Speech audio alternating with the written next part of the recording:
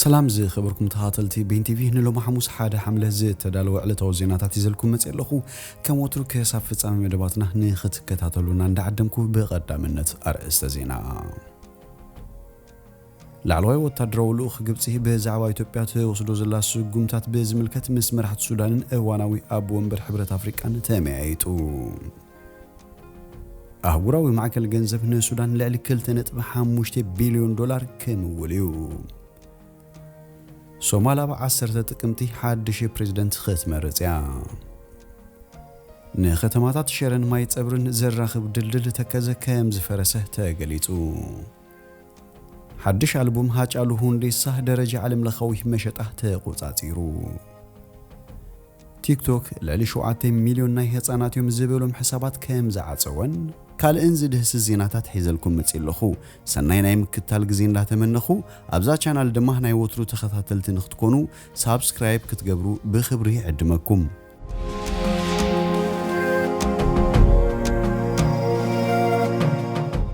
ላልዋይ ወታደር ወልኡኽ ግብጽ በዛዕባ ኢትዮጵያ ተወስዶ ዘላስ ጉምታት በዝምልከት መስመራት ሱዳንን እዋናዊ አብ ወንበር ሕብረት አፍሪካን ተመያይጡ በጠቅላላ ሐለቃ ስታፍ ሰራዊት ጀነራል ፋሪድ ሄግዛይ ዘምርሕ ላልዋይ ወታደር ወልኡኽ ግብጽ አብ ዲሞክራሲያዊት ሪፐብሊክ ኮንጎን ሱዳንን ምብጽሕ አካይዱም علامة عودته وتدرو الأخبار زعبات إثيوبيا أبز زمت ورحك تتجبره وسينا زلا مملاديجات هادسوم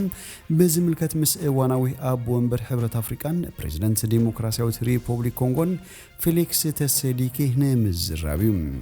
جنرال فاريد زحلف سمون مس بريزيدنت تسكيد دحر مزرابم بونبونا بسودانيو امرهم اب كارتوم ابصن حلو مساب ومبر لولاو بيت مخري سودان جنرال عبد الفتاح البرهان تغلال حلقه استاف سراويت تهاجر جنرال محمد اوتمان الحسن تاميايتم ግብጽን ሱዳን ናብ ልዕሊ ኢትዮጵያ ጻውቴን ምፍጣር ዝዓለመ ወታደራውን ጸጥታን መተሐጋስ ገብራ ካብ ዝተሰማማዕሏት ሒዘን ጀነራል ፋሪድ ናብ ካርቱም በተደጋጋሚ ምብጽሕ ይካይዳሉ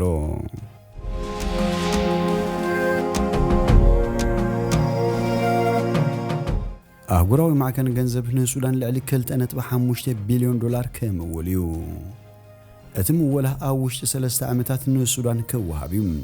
إذا هجروي فينانساዊ ትካል ንሱዳን ገዚፍ መወላነ ማህብ ከምዝ ወሰነ ዝገለጸም ባንክ ዓለምን ካሎት መሻርክቲ አካላትን ታገር ነዘለዋ ለሊ 56 ቢሊዮን ዕዳ ንምሕዳግ ዝተፈላልይ መደባት ኣብዝ ተግብረሉ ዘለው እዋንዩም ቁጠባ ሱዳን ንምሕያል ዘዓለማ ወርሒ ግንቦት ኣብ ፓሪስ ዝተኻየደ ዋዕላ ሱዳን ካብ ዘለው ኣስታት 56 ቢሊዮን ዶላር ውህሉ ዕዳ እትልዕሊ 19 ቢሊዮን ዶላር ከምዝ ተሓደገላ ይዝከር በፍላይ አሜሪካን ሀገራት ሕብረት አውሮፓን በድምር ለለ 10 ቢሊዮን ዶላር ዕዳ ሱዳን ሓዲገን ጥራይ ዘይኮነ ቁጠባት ሀገር ንምብርባር ዘንቀደ አማይት ሚሊዮን ዶላራት ተመባጽየንን ሱዳን ድሕርዚ ኩሉ ዕዳ ናይ ምሕዳግ መብጻዕታት ተሪፉን ዘሎ 30 ሚሊዮን ዝተገመተ ዕዳውን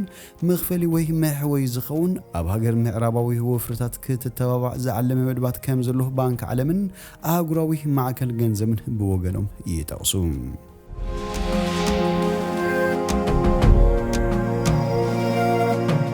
ሶማሊያ በ10 ጥቅምቲ ሓድሽ ፕሬዝዳንት ክትመርጽያ ሶማሊያ በ10 ጥቅምቲ ሓድሽ ፕሬዝዳንት ክትመርጽ ምዃና ቀዳማይ ሚኒስትር ሃገር መሐመድ ሑሰን ሮብለህ አፍሊጡም ምስ መራሕቲ ርእሰ ምሕዳራትን ቀቢላታትን ሶማል ኣብ ዝተበጽሐ ስምዕ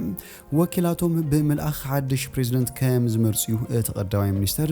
ብረቡዕ 30 ሰነ ገሊጹም ኣብ ሸሞንተ ለካቲ ስልጣኑ ዘብቅዕ ፕሬዝዳንት መሐመድ ፋርማጆ ምስ መራሕቲ ርእሰ ምሕዳራት ኣይተሰማማዕናን ብምባል በዘይ ምርጫ ንኽልተ ዓመታት ከጸንሕ ዝሕለፈ ውሳኔም ካብ ህዝብን ዕጡዋት ቀቢላታትን ተቃውሞ ምስ ገጠሙ መደቡ ቕይር ከም ዝተገደደ ኣይርስዕን ኣስታት 10,000 ዝግመቱ ወታደራት ሶማል በዚያ ፍልጡ አባላትን ባይቶና አካላት መንግስትን በሚስጥር ናብ ኤርትራ ንታዕሊም ከም ዝለኣኸ ዝኽሰስ ዘሎ ፕሬዝዳንት ፋርማጆም በዛዕባ መጻኢ ፖለቲካዊ መደባት ይኹን ዝኽሰሰሉ ዘሎ ጉዳያት በዝምልከት መግለጺ ኣይሃበን ነዝበዝሐ ጉዳያት ሶማል በዝምልከት መግለጺ ዘብ ዘሎ ቀዳማይ ሚኒስትር ሶማል መሐመድ ሑሰን ሮብለም በዛዕባቶም ናብ ኤርትራ ምስ ተላኣኹ ሃዮም ጠፍዩ ዝበሃሉ ዘሎ ወታደራዊ ሶማል ተጻሪ ሚኒስትርታትን ወታደራውን ኣዘዝትን ዘለዋ ኮሚቴ ኣቂሙ ይርከብ ሶማል ድሕሪ 3 ኣዋርሕ ሓድሽ ፕሬዝደንት ክትመርጽ ምዃና ኣፍሪጣ እኳ እንተሃለወት እቲ ሃገር አንጸላልዋ ንዘሎ ፖለቲካውን ጸጥታውን ሃጓፋት ከመልዩ ዝብል እምነት ከም ዘየለም ተንተንቲ ፖለቲካ እቲ ሃገር የረድኡ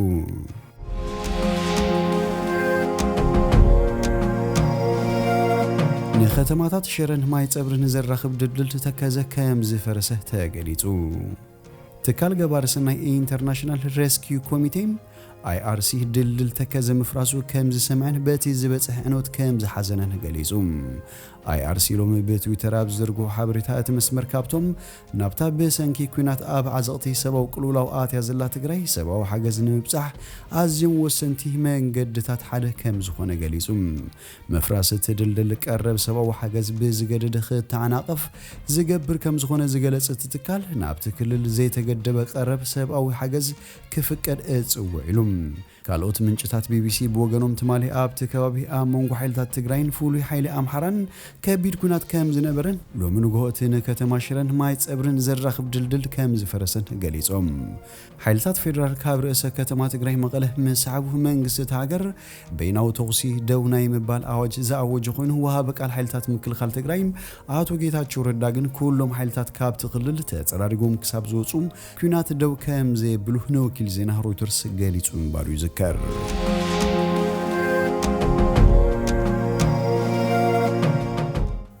ሓድሽ ኣልበም ሃጫሉ ሁንዴሳ ደረጃ ዓለም ለኻዊ መሸጣ ተቆጻጺሩ ኣብ ዝሓለፈ ዓመት ዝተቐተለ ስነ ጥበባዊ ሃጫሉ ሁንዴሳ ኣብ ኢንተርኔት ሙዚቃ ኣብ ዝሽየጠሉ iTunes ካብ ዘለው 100 ኣልቡማት ትማሊ ብደረጃ ዓለም ሳልሳይ ኮይኑ ነይሩ ሰደቓ ሙዚቃ ዓለም iTunes ወርልድ ቻርት በብሰዓቱ ዝቀያየር ስለ ዝኾነ ኣልቡም ሃጫሉ ዘለውሉ ደረጃ ክትሕት ወይ ክውስኽ ይኽእል እዩ ሎሚ ግን ብመሰረት ዓለም ለኻዊ ደረጃ መሸጣ ኣብ መበል 12 ከም ዝርከብ ካብቲ ድሕረ ገጽ ዝተረኸበ ሓበሬታ ይረድም ሎሚ ረፋድ ከም ዝተኸታተሉ እቲ ኣልቡም ኣብ መስርዕ ብሉጻት 40 ፖፕ ሙዚቃ ኣሜሪካ ኣብ መሸጣ iTunes ኣብ ቀዳማይ ደረጃ ይርከብ ብቕድሚ ትማሊ ብወግዒ እቲ ኣልበም ክምረቕ እንከሎ ማልማሊሳ ዝብል ስያመ ተዋሂብዎ እዩ መፍትሒኡ እንታይ እዩ ድማ ትርጉም ናይቲ ኣልቡም መጸውዒ እዩ ማልማሊሳ 14 ሙዚቃታት ዝሓዘ ኣልቡም ኮይኑ በዓልቲ ቤቱ ፋንቱ ደምሶ ምስ BBC ኣብ ዝነበራ ጸኒሕት ቅድሚ ምማቱ ዝሰርሖም ስርሒት ምዃኖም ገሊጻ ኣብዚ ኣልበም ዘለዎ 4 ስራሕቲ ካብቶም ቅድም ኢሉ ዝሰርሖም ክልተ ኣልበማት ተማሓይሾም ዝተሰርሑን 11 ዝተሰርሑ ሙዚቃታትን ዘካተተን እዩ ሃጫሉ ምስ ሞተ ድሕሪ 5 ኣዋርሕ ግን ስድራ ቤቱን ማሓዙትን ነቶም ስራሕቱ ብምትእኻብ ኣልበም ክኸውን ገይሮም ኣለዉ ኣብዚ ኣልበም ዝተኻተቱ ስራሕቲ ስነ ጥበብ ናይ ፍቕሪ ሓዊሱ ብዙሓት ጉዳያት ዝድህስሱ ትሕዝቶታት ኣለዎም መጸውዒት ኣልበም ዝኾነ ማልማሊሳ ኣብ ዝሓለፈ 100 ዓመታት ህዝቢ ኦሮሞ ዘሕልፎ ታሪኽ ቃልሲ መስዋዕትን ዝድህስስ ኮይኑ ኣብዚ ሕጂ እዋኑን ዝቕጽል ዘሎ ስለ ዝኾነ መፍትሒኡ እንታይ እዩ ዝብል ሕቶም ከም ዝለዓሉ በቶም ሙዚቃታት ኣቢሉ መልእኽቲ ኣሕሊፉሎም ኣብ ናይ መጀመርታ ኣልበሙ ኦልማኒኬ ውዕለታኺ ኢሉ ዝደረፈላ በዓልቲ ቤቱ ኣብዚ ኣልበሙን ሃደ ወቢ ኣደ ወቢ ብዝብል ኣመስጊንዋሎም ወቢ ዝብል ቃል ኦሮምኛ ወሓስ ዝብል ትርጉም ዘለዎ ኮይኑ መጸውዒ ሽም ናይ መጀመርታ ውላድ እዩ ነዚ ሓድሽ ኣልበም ዝሰምዑ ሰባት ኣብ ዝሃቦ ርእይቶ ነጻነት ቃልስን ካልኦት ብዙሓት ጉዳያትን ዘካተተ ኮይኑ ናበይሁ ንዝበሎም ህፃናቱን ዝዝከር ኢሎም ኢመማናማ ወዲ ሰብ ዝብል ኣብቲ ኣልበም ዝርከብ ሙዚቃ ህፃናት ወለዲ ምስኣሎም ስራሕ ኣምላኽ እኳ እንተኾነ ክንሕግዞም ግን ይግባእ ዝብል ምኽሪ ይልግስ ኣብዚ ኣልበም ብዙሓት ክኢላታት ዝተሳተፉ ኮይኖም ብዙሓት ስራሓት ሙዚቃ ኦሮምኛ ብምውሃድ ዝፍለጥ ዳዊት ታደሰ ነቶም 9 ኣዋሂድዎም ኣሎም በተወሳኺ ካምዙ ካሳ ዲንቄ ሳደበላ አብርሃም ኪዳንም ተሳቲፎም እዮም ሚክሲንግ ማስተሪንግ እቶም 4 ሙዚቃታት ቃም አበጋዝ ክብረ ወርቅ ተጻዊትዎ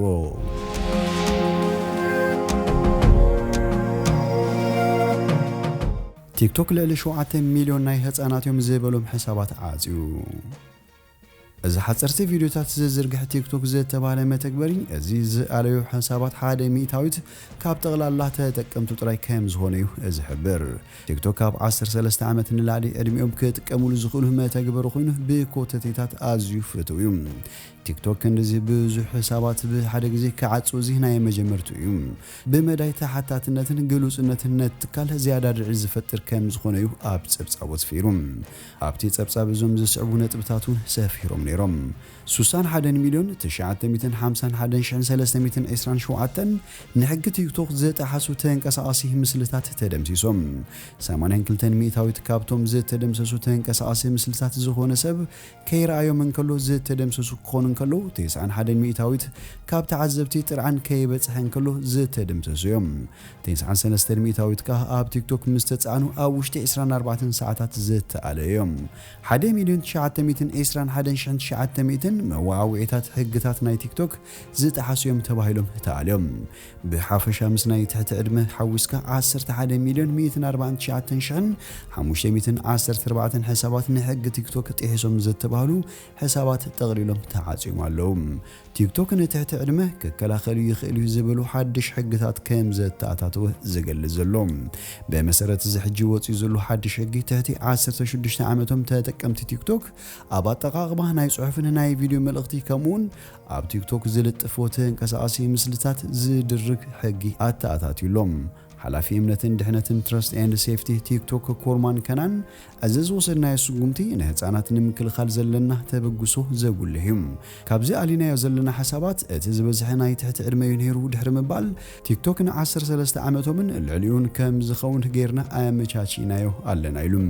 እዚ ዓርሙሽሽ ቻይናዊ ትካል ምስ ተጠቃምነት ትሕቲ ዕድመ ተተሓሒዙ ብዙሕ ነቐፌታት ክውሕዞ ጸኒሑ እዩ ኣብ ዝሓለፈ ዓመት ኒውዮርክ ታይምስ ዘውፅኦ ጸብጻብ ኣብ ኣሜሪካ ካብቶም ተጠቀምቲ ቲክቶክ እቶም ሓደ ሲሱ ዕድሜኦም ትሕቲ 14 ዓመት ምዃኑ ኣቃልዮም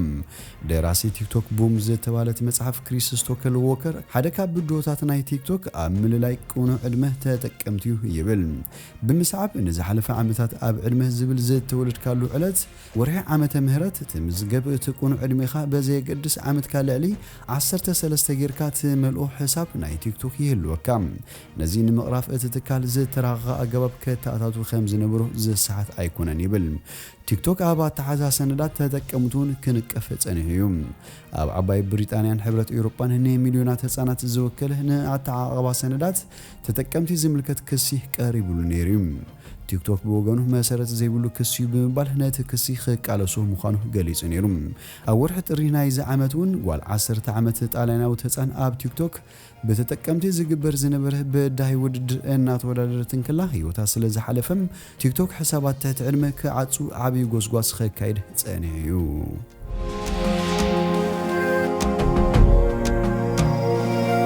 ዝኸበርኩም ተኸታተልቲ ቤን ቲቪ ንሎሚ ዝብልናዮ መሰናዶና ኣብዚ ወዲና ኣለና ምሳና ስለ ዝጽናሕኩም ብልቢ ነመስግን ሰናይ ንዓኹም